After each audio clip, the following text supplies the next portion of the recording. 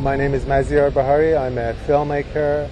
I usually work with BBC and Channel 4, and I was in Iraq about a month ago. I did 2 programs for BBC Newsnight. One was about the Shias of Iraq. Another program, it's in the making right now, and it was my 8th time in Iraq. Whenever I go to Iraq, I find the situation is changing for the worse. The security situation is getting worse. People's lives are getting worse, both in terms of the quality of life and also in terms of their economic situation. There are 3 sentences that anyone who goes to Iraq learns on the first day.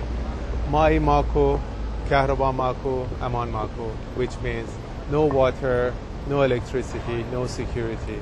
And that basically sums up the Iraqi life right now. As a regular news watcher and as a filmmaker, I'm not happy with what I'm seeing on television about Iraq. I think that we are not seeing anything basically. We are hearing about numbers. We are hearing about 65 people getting killed in a car bomb. We are seeing about, like today there was news about like 3 people they got killed in a car bomb in Iraq. And I think we are forgetting that these numbers, they are human beings. These people, they have families, they have tribes, they have, they have people, they have friends, they have people who like them. Each person's death affects a family much more and deeper than in many other countries that don't have those close family ties, and the tribal ties as well as communal ties. The main reason that I go to Iraq on a regular basis and I want to show what's going on in Iraq is the fact that I like Iraqi people. Whenever I go to Iraq, I like the Iraqi people much more than previous time. They're such hospitable people, such nice people, and they have such a rich culture. I mean, the first thing that you encounter in Iraq is the generosity of people, the hospitality they give you. They just enjoy feeding you. And as an Iranian, I grew up in Iran until I was 18, and we grew up hating Iraq and Iraqis at large because it was a country that was fighting against us, and they were basically portrayed to us as caricatures. They were not human beings. Like what we see of terrorists, for example, right now, that are the terrorists, how the Arab terrorists are portrayed in the Western media, or how Jewish people or how Western people are portrayed in some Arab media. The first time I went to Iraq, it was with a kind of reluctance, but I wanted to see what's going on. And I was really surprised by the warmth of the people. And I really enjoyed the country, and I really enjoyed talking to people, and I really enjoyed being with people. The Iraqi people, they have a God gift to documentary filmmakers and to journalists that they love to talk, and they all have their own opinions about different things. So you ask any Iraqi any questions, and they have an answer for you. And that's one of the reasons, that I go to Iraq. The story is important. I like the people, and people love to talk. People love to cooperate with you. I think it's very difficult to talk about Iraqi spirit, but people are much more pessimistic about the future right now. There was a sense of euphoria in the beginning immediately after the invasion. People thought that, now Saddam is gone and they can do whatever they want. And right now, especially the last time I was there, people don't have that optimism. People don't think that anything's possible.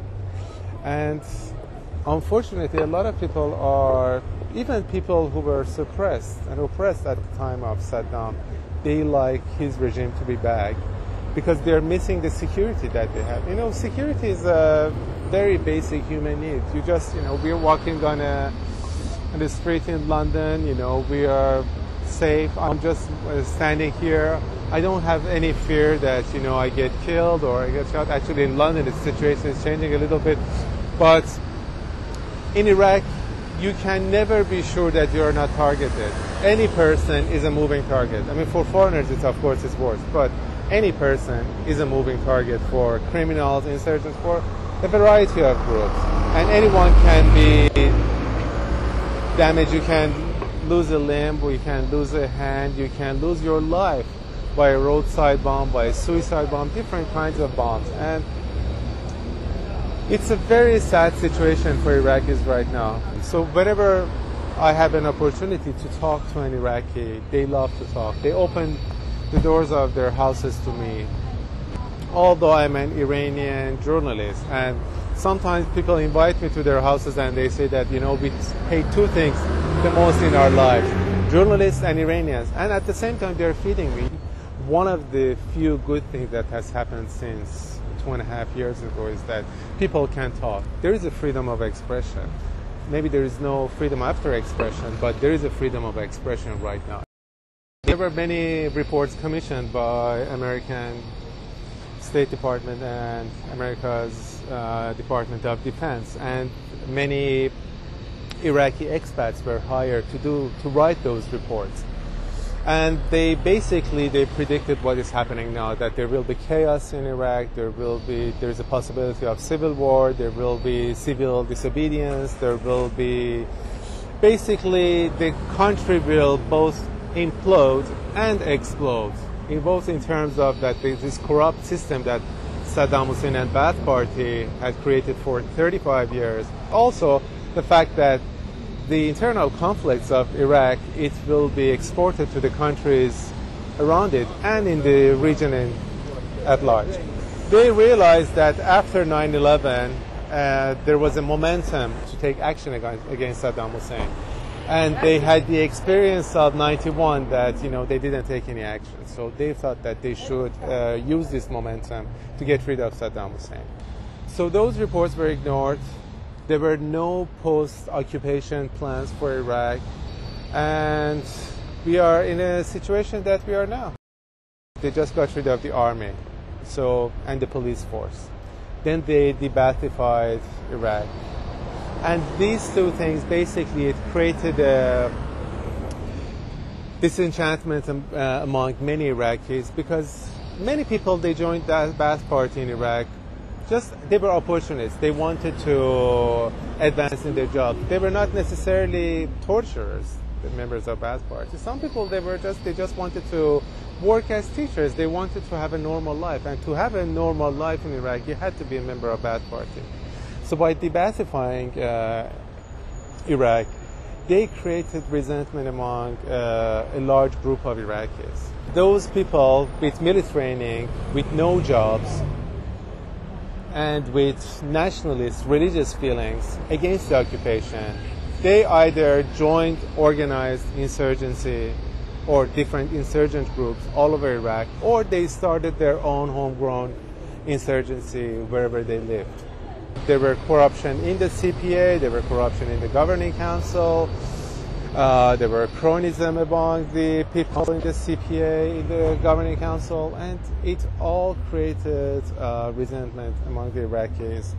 And in a country that was highly militarized, that everyone has access to gun, it's just a recipe for disaster.